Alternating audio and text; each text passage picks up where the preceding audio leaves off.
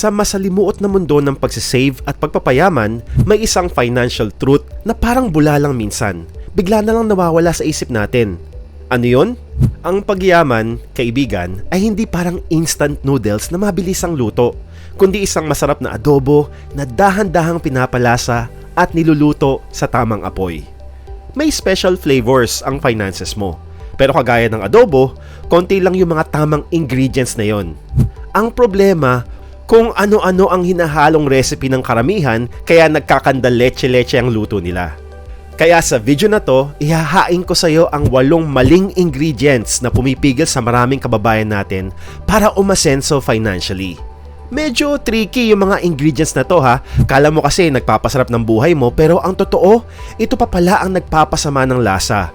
Kaya sana alamin mo lahat lalo na yung number 7 dahil madalas tong nagagawa ng mga tao lalo na ngayong Kapaskuhan.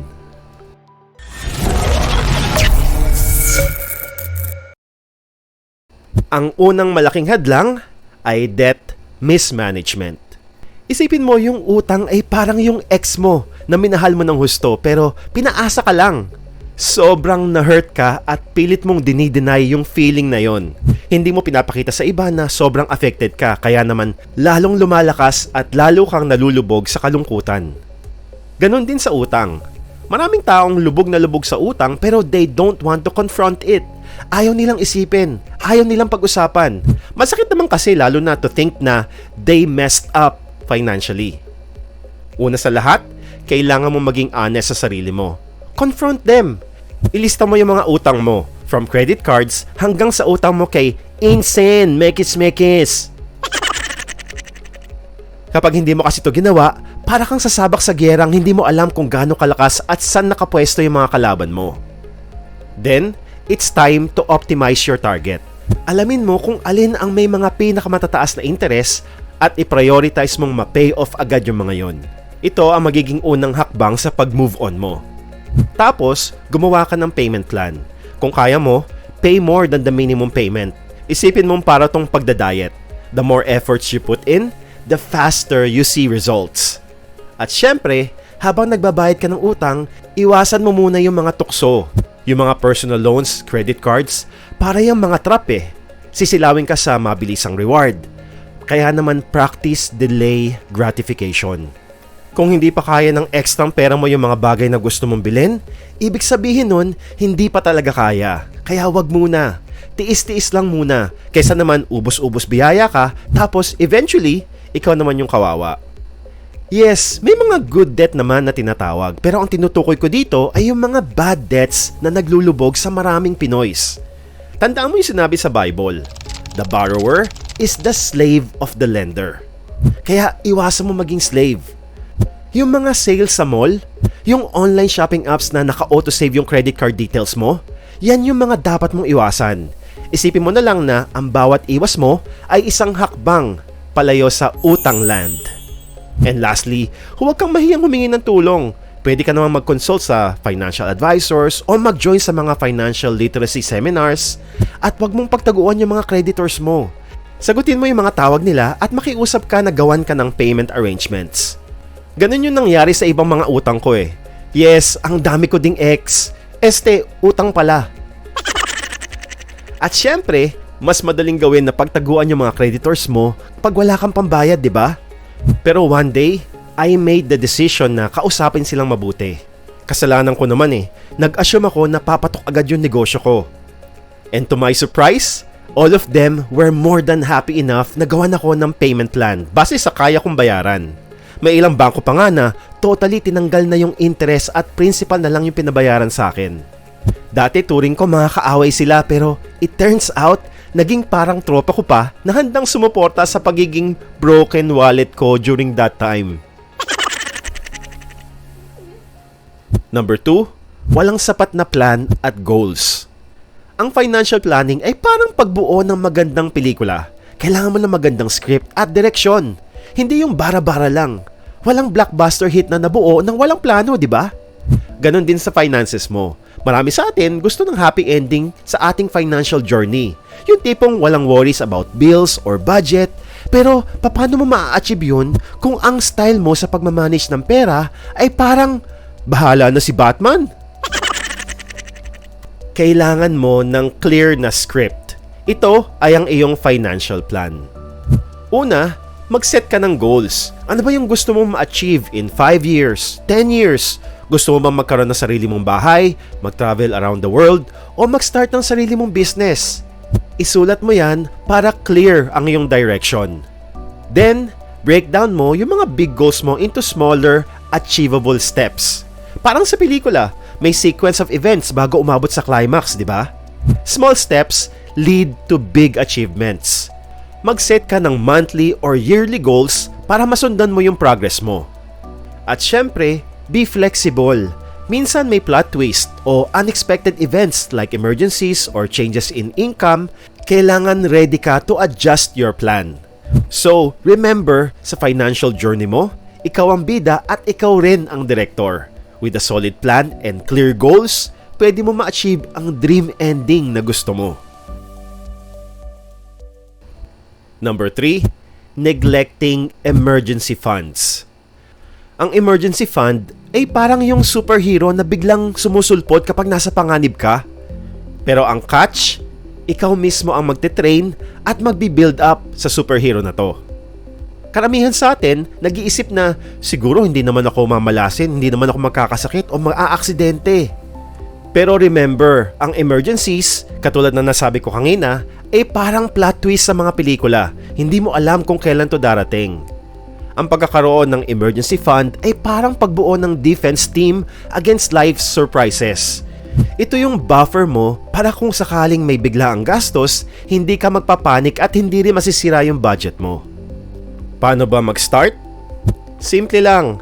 Unahin mo tong i-build bago ka gumastos sa iba pang bagay. Kahit maliit na amount every payday, okay na yan. Ang mahalaga, consistent ka. Isipin mo na para tong pagkakaroon ng fire extinguisher sa bahay. Sana hindi mo siya kailanganin, pero pag may emergencies, sobrang thankful ka na nandyan siya.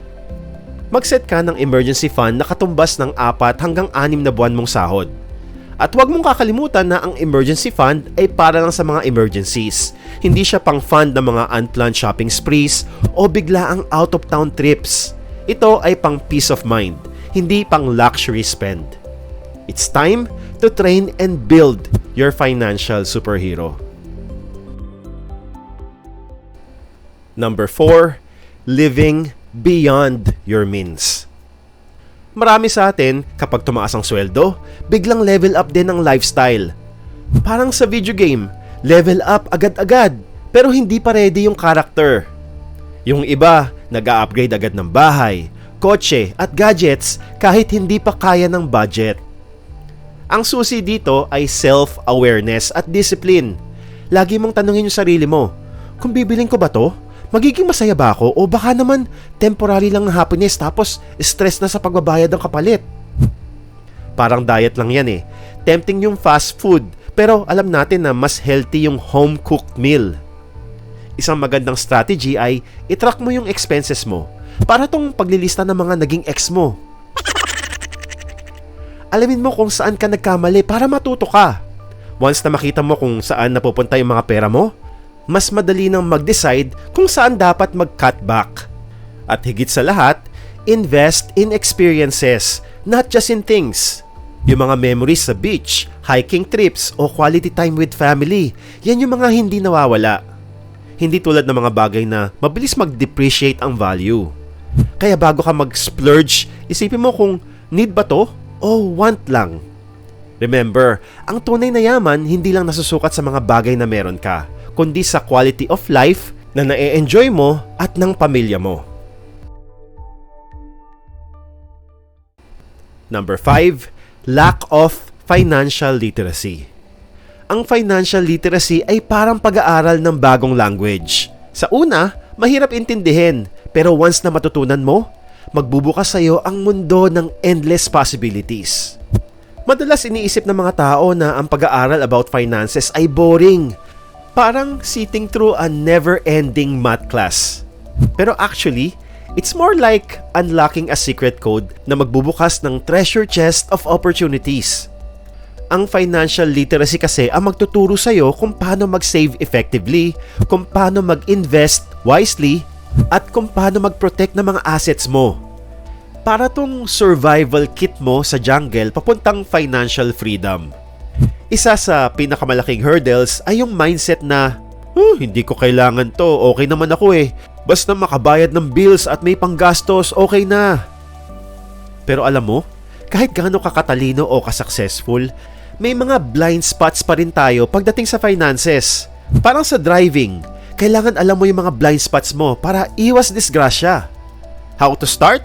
Simple lang. Magbasa ka ng mga financial books, umattend ka ng mga financial seminars, o kahit mag-binge ka ng mga YouTube videos about personal finance. Parang pag-aaral lang to ng cooking or gardening, step by step lang. At higit sa lahat, huwag kang matakot magtanong. Wala namang stupid questions pagdating sa pag-aaral. Isipin mo na parang pagtatanong lang to ng direksyon. Mas mabuti nang magtanong ka kesa maligaw. Number 6, ignoring insurance. Marami sa atin iniisip na hindi ko naman kailangan ng insurance. Sayang lang yung pera dyan, di ko naman magagamit yan eh. Pero wait lang. Parang seatbelt lang yan sa kotse. Sana hindi mo kailanganin, pero kung may mangyari, thankful ka na naka-seatbelt ka. Imagine kung bigla kang nagkasakit o naaksidente. Masakit na yon physically, pero yung dagdag na sakit sa bulsa kung wala kang insurance, mas masakit yon. Ang insurance parang financial safety net mo. It keeps you afloat kapag may unexpected expenses ka. At hindi lang health insurance ang usapan dito. May iba't ibang klase. Life insurance, car insurance, home insurance. Parang superhero team. Iba-iba ang powers nila pero lahat importante sa mission mong financial freedom. Isa pa, ang insurance, investment din yan for your future. Yung iba kasi may cash value over time. So hindi lang siya about protection, pati na rin sa pag-build ng wealth mo. Kaya bago mo sabihin na, okay na ako, think again. Ang insurance, hindi lang para sa'yo, kundi para rin sa pamilya mo.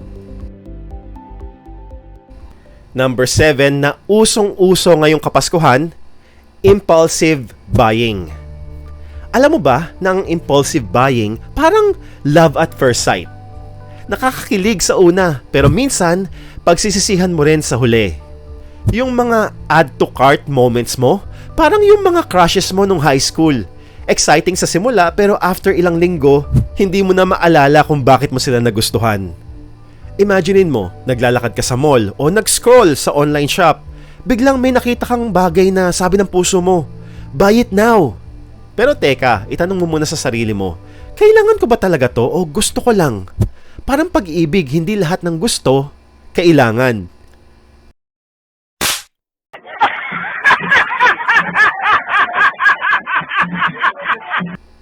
Dito papasok yung 24-hour rule. Pag may nakita kang gustong bilhin, mag-intay ka muna ng 24 hours bago mo to bilhin. Kung after 24 hours, feel mo pa rin na kailangan mo to, saka mo siya bilhin. Pero kung hindi na, congrats, naka-move on ka na. Isa pa, mag-set ka ng budget para sa mga wants mo. Para to sa mga luho, yung mga hindi essential pero nagpapasaya sa'yo, isipin mo tong parang diet. Pwede ka namang mag-cheat meal paminsan-minsan pero di pwedeng everyday. At higit sa lahat, enjoyin mo yung feeling ng pagsasave kaysa sa pagbabay. Parang pag-iipon ng memories sa isang magandang relasyon. Mas fulfilling habang tumatagal. Hindi wow. So remember, bago ka mag-add to cart at check out, isipin mo muna, ito ba ay true love or just another fling? At kung may napulot kang aral kahit na medyo sinisipon ako, pangit ang boses, at kung ka sa video na to, pakipitik mo naman yung like button. Parang virtual high five na din natin yan. Salamat. At ang number 8, failure to invest. Isipin mo, ang hindi pag-i-invest ay parang pagkakaroon ng smartphone na hindi mo ginagamit for internet.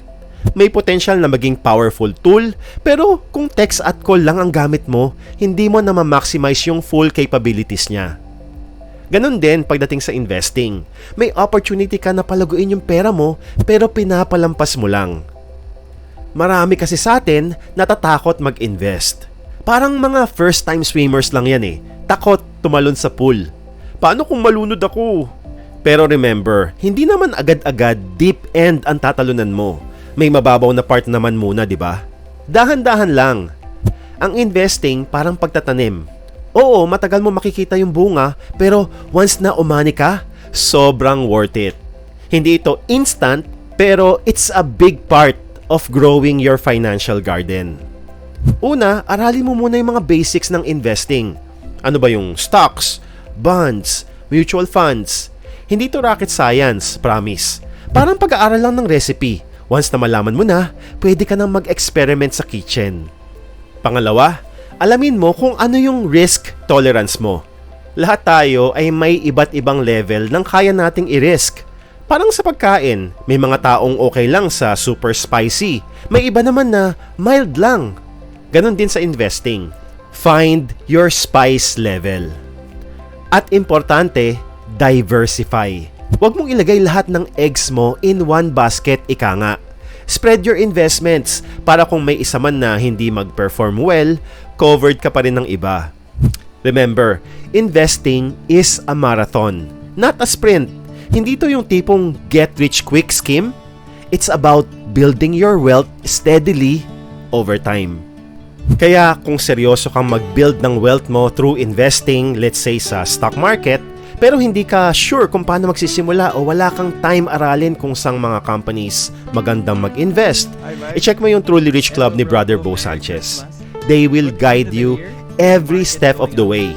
Ilalagay ko yung link nila sa description at pin comment sa baba. Alam mo ba na may 2 maids na sinunod yung mga payo at guidance ni Brother Bo sa stock market investing? At ang resulta, mga milyonaryo na ngayon in less than 10 years. Alamin mo yung story nila sa video na to. Maraming salamat sa panonood. Maligayang Pasko sa iyo at sa pamilya mo at sana matupad ang lahat ng mga pangarap mo. Peace out!